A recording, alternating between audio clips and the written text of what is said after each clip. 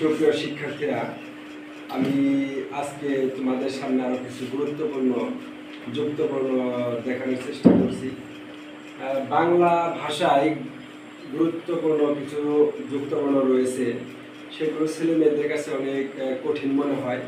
আমি আজকে এই ভিডিওর মাধ্যমে আমি দেখে দেওয়ার চেষ্টা করছি। একবারে খুবই সহজ, যে অনেক সময় আমি লক্ষ্য করি ছেলে মেয়েদের ধরলে পরে যুক্তবর্ণগুলো এরা ঠিক মতো বলতে পারে না। আসলে কোন যুক্তবর্ণের ভিতরে কোন বর্ণগুলো লুকিয়ে আছে এগুলো বলতে পারে না, এবং দেখা যায় যে এই যুক্তবর্ণ দিয়ে একটি যে শব্দ তৈরি করবে সেটাও বলতে পারে না। এখন আমি আজকের এই ক্লাসে খুবই সহজ করে বুঝিয়ে দিব, বোঝানোর চেষ্টা করব।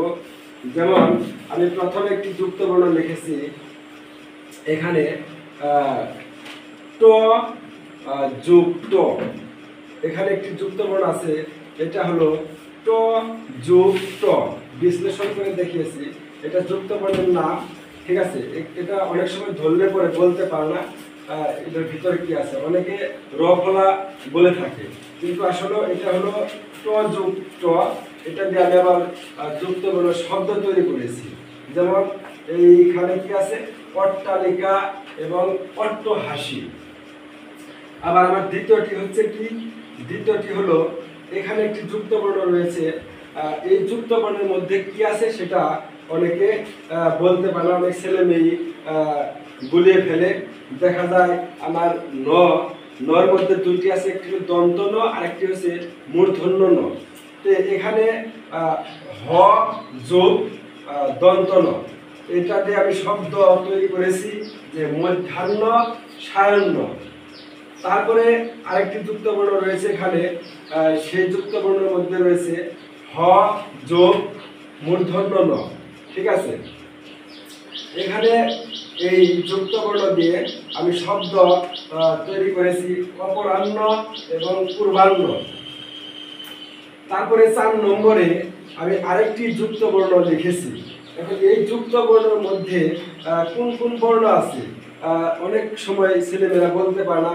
আবার দেখা গেল শব্দ এখানে লেখা আছে, এই শব্দের মধ্যে যদি বলা হয় যে এখানে কি কি যুক্তবর্ণ তৈরি হয়েছে এই শব্দটি, তা বলতে পারে না।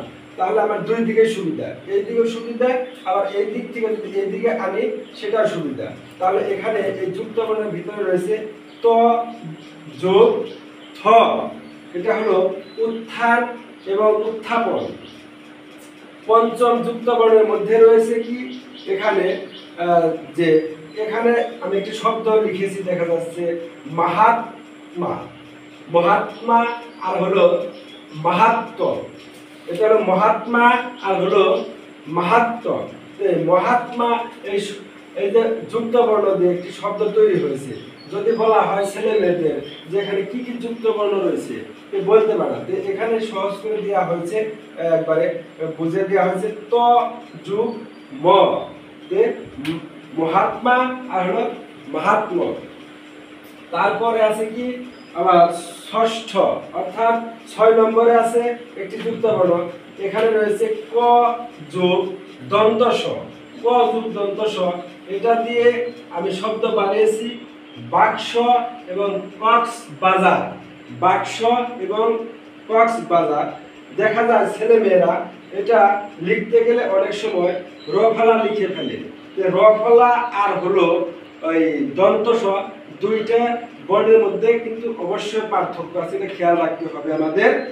তারপরে সর্বশেষ একটি যুক্তবর্ণ লিখেছি, এই যুক্তবর্ণটা হচ্ছিল গ যুগ ধ, গ যুগ ধ। এখানে এখানে শব্দ তৈরি হয়েছে দগ্ধ এবং মুগ্ধ। এখন অনেক সময় শব্দ থাকে, ওই শব্দের মধ্যে যুক্তবর্ণ যদি বলা হয়, বলতে দেখি এখানে বানানটি বলো, বানান বলতে গেলে কিন্তু ছেলেমেয়েরা পারে না। ঠিক আছে, আশা রাখি সবাই তোমরা বুঝতে পেরেছ। আমি আগামী ক্লাসে আরো একটি যুক্তবর্ণের ক্লাস তোমাদের দেখাবো। আজকে দুটি বর্ণ দিয়ে যুক্তবর্ণ তৈরি হয়েছে এবং শব্দ তৈরি হয়েছে। আমি পরবর্তী ক্লাসে তোমাদের তিনটি বর্ণ দিয়ে যুক্ত বর্ণ এরকম আছে কিছু, আমি সেটা দেখানোর চেষ্টা করব। তোমরা আমার সাথেই থাকবে, তোমরা ভালো থেকো। ঠিক আছে, ধন্যবাদ সবাইকে।